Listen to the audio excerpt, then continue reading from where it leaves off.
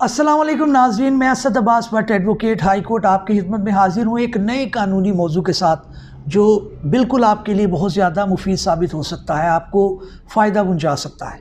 जी हाँ नाज़रीन, ये एक एडमिटेड फैक्ट है कि कानून की इन्फॉर्मेशन और मालूमात जितनी ज़्यादा हो शायद उतनी ही कम है, क्योंकि हमें नहीं पता चलता कि ज़िंदगी में कब किसी कानूनी पॉइंट या नॉलेज या इन्फॉर्मेशन की ज़रूरत पड़ जाए और आप उस अपने इल्म या इन्फॉर्मेशन की बुनियाद पर अपने मसले का हल कर सकें। तो नाज़रीन, आज का वीलॉग भी इसी सिलसिले की एक कड़ी है और आज हम बात करने जा रहे हैं डॉक्यूमेंट्स के बारे में। डॉक्यूमेंट, दस्तावेज़ जिसे आप उर्दू में कहते हैं, उसका इंटरेक्शन हर शख्स के साथ ज़िंदगी में किसी न किसी सूरत में ज़रूर पड़ता है। मिसाल के तौर पर अगर आपने कोई प्रॉपर्टी ख़रीदी है तो आपको पता होना चाहिए कि सेल डीड का क्या मतलब है। हमने अक्सर देखा है कि लोग गलतुल आम बोलते हैं रजिस्ट्री। रजिस्ट्री एक रजिस्टर्ड डॉक्यूमेंट को कहते हैं। वो सेल डीड भी हो सकती है, वो गिफ्ट डीड भी हो सकती है। इसी तरह से आप जब किसी को प्रॉपर्टी अपनी तोहफ़तन देते हैं तो आप उसको जो है वो गिफ्ट डीड जो है वो देते हैं, या आपको प्रॉपर्टी मिलती है तो आप गिफ्ट डीड देते हैं। इसी तरह से मुख्तलिफ जो इक़साम हैं हमारे डॉक्यूमेंट्स की, वो क्या हैं, उनको आप जब तहरीर करते हैं तो कानूनी तौर पर उनकी एविडेंशियली वैल्यू क्या होती है। क्या ये ज़रूरी है कि हर डॉक्यूमेंट को रजिस्टर करवाया जाए? अलॉटमेंट लेटर क्या होता है? ये सारे क्वेश्चंस को हम डिस्कस करेंगे अपने इस वीलॉग में। लेकिन एज़ यूजुअल आपसे रिक्वेस्ट है कि अगर अभी तक आप हमारे साथ जुड़े नहीं तो काइंडली हमारे चैनल को सब्सक्राइब कर लें। यकीनन आपको इससे इस्तेफ़ादा और फ़ायदा ही होगा। तो नाज़रीन, अपने टॉपिक का आगाज़ करते हैं। सबसे पहले मैं आपको ये बताता चलूँ कि रजिस्ट्री ऐसा कोई लफ्ज़ नहीं है जिसे आप इस्तेमाल करते हैं, वो गलत आम हो गया है। उससे मुराद बेसिकली ये है कि एक ऐसा डॉक्यूमेंट, एक ऐसा दस्तावेज़ जो कि मुतलका सब रजिस्ट्रार या मुतलका महकमे के पास रजिस्टर्ड हो।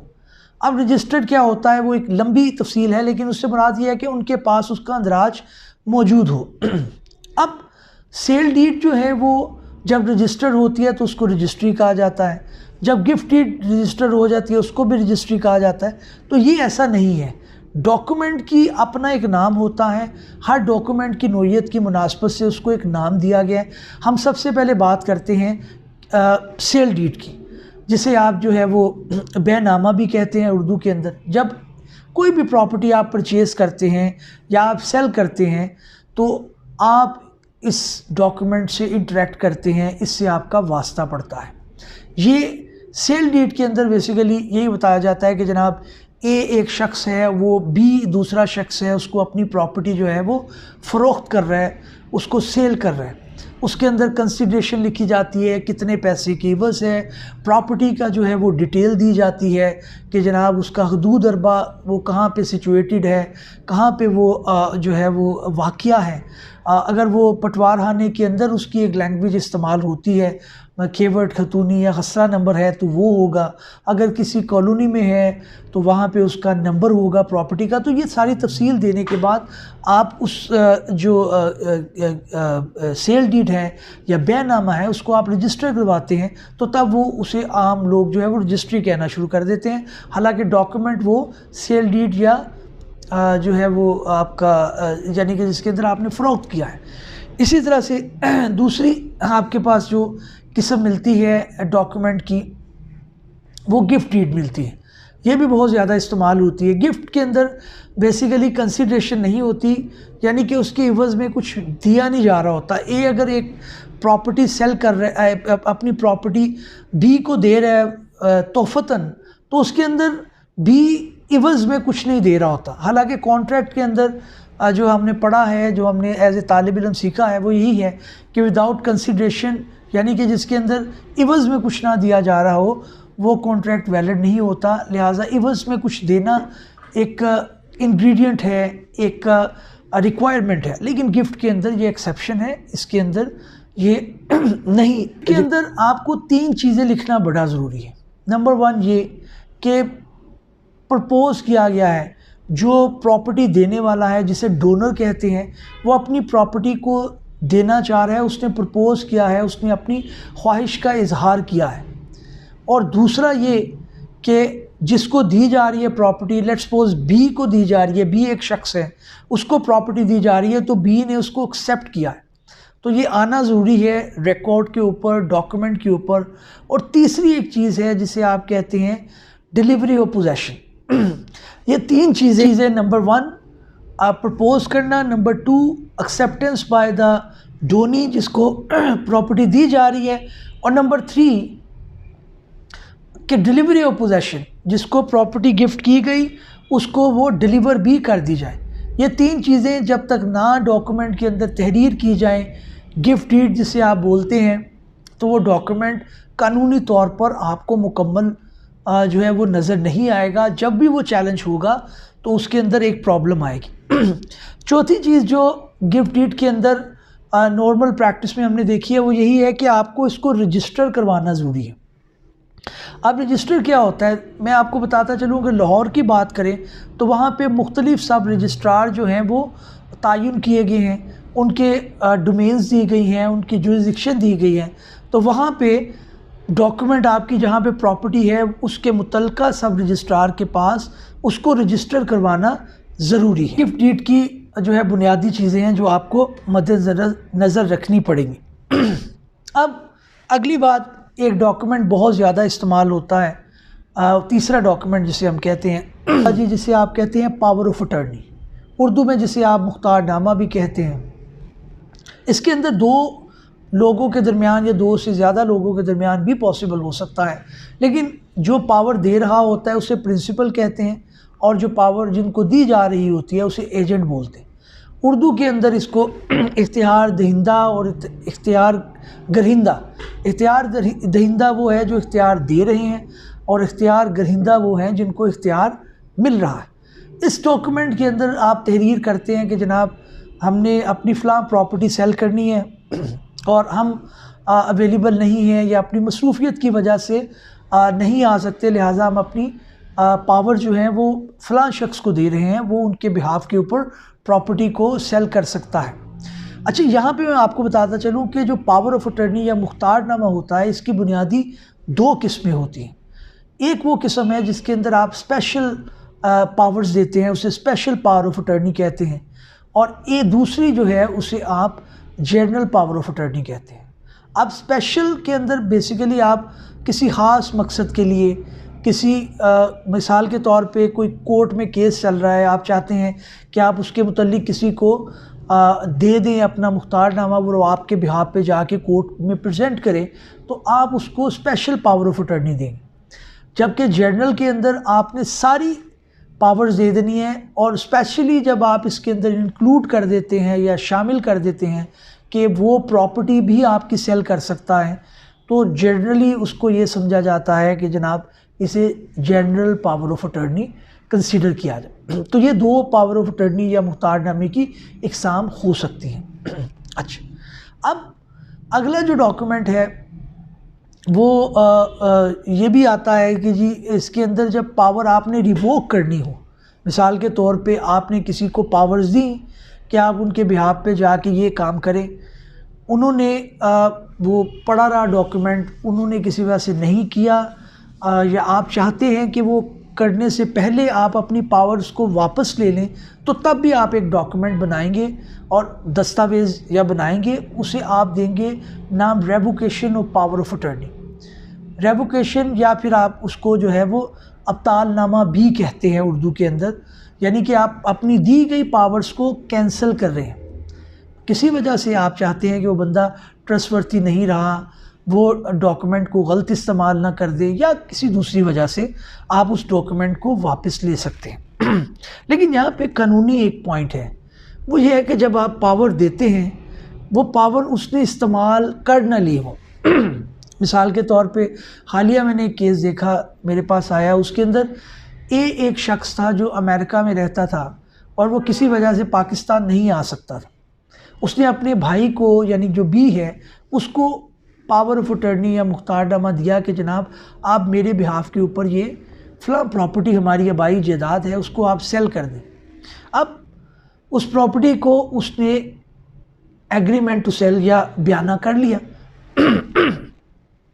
अब बयाना जब कर लिया तो उसके बाद ए को याद आया कि ये मेरा भाई जो है मुझसे फ्रॉड कर रहे हैं, ये प्रॉपर्टी लेट्स सपोज 1 लाख रुपए की बिकी है तो वो मुझे जो है वो 70,000 रुपये बता रहे हैं, तो मुझे लगता है कि ये मुझे ठीक जो है वो प्रोग्रेस नहीं बता रहे या मुझे धोखा दे रहे हैं, तो लिहाजा मैं अपनी जो मुख्तारनामा था वो इनसे वापस लेना चाहता हूँ। तो आप जो डॉक्यूमेंट यहाँ पे बनाएंगे उसे आप अब्तालनामा कहेंगे या फिर आप revocation of power of attorney कहेंगे। तो ये भी एक इम्पॉर्टेंट डॉक्यूमेंट आपको देखने में मिलता है। इसके बाद जो अगला डॉक्यूमेंट आता है जो बैंकिंग सेक्टर से रिलेटेड है, जो बैंक्स में काम करते हैं लोग या जो बैंक के कस्टमर होते हैं उनको इससे वास्ता पड़ता है, उसका नाम है मॉर्टगेज डीड। अब मॉर्टगेज डीड जो है वो बेसिकली उसे उर्दू में आप रहननामा भी कहते हैं। अब रहननामे के अंदर आप बेसिकली जो तहरीर होती है वो यही है कि आप अपनी कोई प्रॉपर्टी जो है वो गिरवी रखवा रहे हैं। अब उसके आगे इकसाम है, जो है वो इंग्लिश मॉर्टगेज डीड होगी, उसके अलावा हमारी जो एक रजिस्टर्ड मॉर्टगेज डीड है, फिर जो है वो बैंकिंग सेक्टर के अंदर जो इस्तेमाल होती है वो 1 लाख रुपए तक टोकन मॉर्टगेज डीड उसे कहते हैं, वो भी हो जाती है। लेकिन बुनियादी जो मॉर्टगेज डीड की तहरीर होती है वो यही होती है कि आप एक शख्स है वो बैंक को और बैंक से अलावा भी आप किसी दूसरे शख्स को भी अपनी प्रॉपर्टी जो है वो रहन रखवा सकते हैं और उससे कोई एग्रीमेंट कर सकते हैं पैसों से रिलेटेड या फिर आपका लेन देन हो सकता है। लेकिन तहरीर बुनियादी तौर पर यही होगी जिसके अंदर आप अपनी प्रॉपर्टी को उसके पास गिरवी रखवा दिया, जब तक आप उसके पैसे अदा नहीं करेंगे आप अपनी प्रॉपर्टी को वापस नहीं ले सकते। ठीक, अच्छा, अब जब आपने एक मॉर्टगेज डीड की, बैंक से आपने लोन लिया, आपने उसको इस्तेमाल किया, आपने उसको पे बैक कर दिया, अब आपने अगला जो स्टेप करना है कि आप अपनी प्रॉपर्टी को बाजियाब करवाना चाहते हैं। आपने पैसे बैंक के अदा कर दिए और बैंक कहता है कि जनाब आप अपने डॉक्यूमेंट जो है वो मेरे से ले लें। अब आपने यहाँ पे एक दूसरी तहरीर बनानी है, यानी कि आप अपनी प्रॉपर्टी को वापस ले रहे हैं, रिडीम कर रहे हैं, तो आप एक रिडम्पशन डीड जो है वो बैंक से बनवाएंगे, खुद बनाएंगे, यानी बैंक उसको साइन करेगा, या फिर आप अगर प्राइवेट किसी शख्स से जो है वो कर्ज़ा लिए हुए हैं तो उससे आपका एग्रीमेंट होगा। तो ये इसका बुनियादी जो आपको रिडम्पशन डीड और मॉर्टगेज डीड साथ साथ चलते हैं, जिस तरह जो है वो पावर ऑफ अटर्नी और अब्तालनामा या फिर revocation of power of attorney चलते हैं, इस तरह से ये मॉर्टगेज डीड और उसके साथ जो है वो रिडम्पशन डीड, जिसे आप उर्दू के अंदर फ़क्कु रहन भी कहते हैं, वो आपका साथ साथ चलते हैं। इसके अलावा हमें एक दूसरी चीज़ मिलती है जो गिफ्ट डीड से रिलेटेड है, जो अक्सर को शेयरर के दरमियान होती है, जिसे आप सरेंडर डीड बोलते हैं। सरेंडर डीड से मुराद ये है कि मिसाल के तौर पर एक जगह के 4 लोग जो हैं वो कानूनी तौर पे वारिस हैं और उनमें से कोई चाहता है कि वो अपना हिस्सा किसी अपने दूसरे को शेयरर को सरेंडर कर दे, उसके हक़ में दस्तबरदार हो जाए। तो उर्दू में आप इसे दस्तबरदारी नामा भी कहते हैं और इंग्लिश के अंदर आप इसे सरेंडर डीड बोलते हैं, जहाँ पे को शेयरर अपनी किसी हिस्से को किसी दूसरे को शेयरर के हक़ के अंदर दस्तबरदार हो जाए, अपना हिस्सा उसको ट्रांसफ़र कर दें। अच्छा, अब इम्पॉर्टेंट बात यह है कि ये सरेंडर डीड बेसिकली ऐसा एक डॉक्यूमेंट है जो सिर्फ़ को शेयरर के दरमियान हो सकता है। मिसाल के तौर पर मैं अगर किसी प्रॉपर्टी के अंदर हिस्सेदार नहीं हूँ तो फिर उसके अंदर सरेंडर डीड मैं कानूनी तौर पर उसको नहीं करके दे सकता, क्योंकि मैं जो है वो बाहर से एक शख्स हूँ। अगर 4 लोग एक शख्स था, वो फोत हो गया, उसके 4 बेटे हैं, एक बेटा चाहता है कि वो किसी दूसरे बेटे को अपनी प्रॉपर्टी सेल कर दे, अपना हिस्सा उसके अंदर शेयर सेल कर दे, तो वो बेसिकली सरेंडर डीड इसके अंदर बनाएगा। लेकिन हालिया हमने देखा है कि पंजाब की हद तक एक नोटिफिकेशन आ गया है कि वो अब सरेंडर डीड को रजिस्टर नहीं करते, तो लोग उसके अंदर गिफ्ट डीड ही बनाते हैं। तो ये भी आप देख लीजिएगा डॉक्यूमेंट जो है वो तहरीर करने से पहले कि वो आया उसके मुतल्लिका या जो रेलिवेंट उस टाइम नोटिफिकेशन है वो क्या है, क्योंकि ये हर साल जब आपका बजट आता है तो इसके अंदर कोई ना कोई तरमीम आपको देखने में मिलती है। तो ये आपको देखना पड़ेगा कि जिस वक्त में आप ये ट्रांजैक्शन कर रहे हैं उस टाइम रेलिवेंट लॉ क्या है। मेरा मकसद यहाँ पे सिर्फ आपको बुनियादी इन्फॉर्मेशन देना है, क्योंकि ये किसी स्पेसिफिक जो प्रोपोजिशन है या स्पेसिफिक केस से रिलेटेड नहीं है। अच्छा, अगली जो डॉक्यूमेंट हमें मिलता है वो हमें मिलता है एक्सचेंज डीड। एक्सचेंज डीड क्या होती है, जिसे आप तबादला नामा भी कहते हैं। मिसाल के तौर पे ए एक शख्स है और उसका नेबर बी एक शख्स है, वो चाहते हैं कि वो अपनी प्रॉपर्टी को तबादला कर लें, वो उसको अपनी प्रॉपर्टी दे दे, ए अपनी प्रॉपर्टी बी को दे दे और बी अपनी प्रॉपर्टी जो है वो ए को दे दे, वो आपस में एक्सचेंज कर लें। तो उसको आप एक्सचेंज डीड या फिर उर्दू के अंदर तबादला नामा कहते हैं। उसके अंदर बेसिकली एक वैलिड कॉन्ट्रैक्ट होगा वो, और उसके अंदर बुनियादी तौर पर कंसीडरेशन यही होगी कि आप ये प्रॉपर्टी दे के और ये दे रहे हैं। हालिया जब मैं काम कर रहा था अभी इनके साथ अपनी हमारे जो एक अच्छे क्लाइंट थे अर्बन डेवलपर्स, उनकी एक प्रॉपर्टी को हमने एक्सचेंज करवाना था, क्योंकि ईडन और अर्बन साथ साथ जो है वो फ़ेज़ 8 लाहौर के अंदर DHA के अंदर हाउसिंग सोसाइटी इस्टेब्लिश कर रहे थे। तो कुछ हिस्सा उनके अंदर आ गया, कुछ जो है वो ईडन के चला गया। तो अर्बन और ईडन ने हमने कुछ जो है वो एक्सचेंज डीड बनाई कि आप हमें ये प्रॉपर्टी दे दें, ये लैंड दे दें, हमसे ये लैंड ले लें तो आपकी सड़क सीधी हो जाएगी। तो ये एक पर्टिकुलर मिसाल इसकी हो सकती है। इसी तरह से आप देखते हैं कि आपको जो है बाज़-औक़ात जो है वो गारंटी डीड भी लिखनी पड़ती है। अब गारंटी डीड क्या होती है, जिसके अंदर आप किसी को जो है वो गारंटी कर रहे हैं कि जनाब ये अगर ये नहीं करेगा तो फिर मैं इसका रिस्पॉन्सिबल हूँगा। इसकी मिसाल हमें बैंकिंग ट्रांजैक्शन में मिलती है, जहाँ पे ए अगर बैंक से लोन ले रहा है और उसके पास अपनी कोई चीज़ नहीं है रखवाने के लिए, लेकिन वो अपने भाई को कहता है कि भाई आप मेरे बिहाफ के ऊपर बैंक को गारंटी कर दें कि मैं ये लोन जो है वो पे ऑफ करूँगा। तो वहाँ पे आपको जो है वो कॉन्ट्रैक्ट ऑफ गारंटी जो है या डीड ऑफ गारंटी जो है हमें देखने को मिलती है। अगला जो डॉक्यूमेंट है वो रेयरली इस्तेमाल होता है, बहुत कम होता है, क्योंकि आम नाज़रीन को इसका नहीं पता होगा, लेकिन मैं सिर्फ एक नॉलेज के लिए आपको बताता चलूँ कि आप इंडेमनिटी का कॉन्ट्रैक्ट या इंडेमनिटी बॉन्ड या इंडेमनिटी डीड भी बनाते हैं। अब इंडेमनिटी डीड और गारंटी डीड जो है आपस में काफ़ी जो है वो मुमासलत या मिलती जुलती हैं। गारंटी के अंदर बेसिकली आप देखते हैं कि 2 बंदे होते हैं, 3 बंदे होते हैं गारंटी के अंदर, कि ए लोन ले रहा है, बी उसकी गारंटी दे रहा है और बैंक की एक एंटिटी है। ये 3 जो है वो आपको चीज़ें नज़र आएंगी या 3 एंटिटीज़ नज़र आएंगी जिनके दरमियान में ये कॉन्ट्रैक्ट ऑफ गारंटी होता है। लेकिन इंडेमनिटी जो कॉन्ट्रैक्ट है या इंडेमनिटी जो डीड बनती है उसके अंदर 2 शख्स जो हैं वो आपस में कॉन्ट्रैक्ट करते हैं, मुआहिदा करते हैं। मिसाल के तौर पे आप अगर किसी पार्किंग में अपनी गाड़ी पार्क करते हैं और आप अपनी शॉपिंग प्लाज़ा के अंदर घूमते फिरते हैं, वापस जब आते हैं तो आपको पता चलता है कि जनाब उन्होंने एक टोकन दिया था पार्किंग का, वो मेरे से मिसप्लेस हो गया।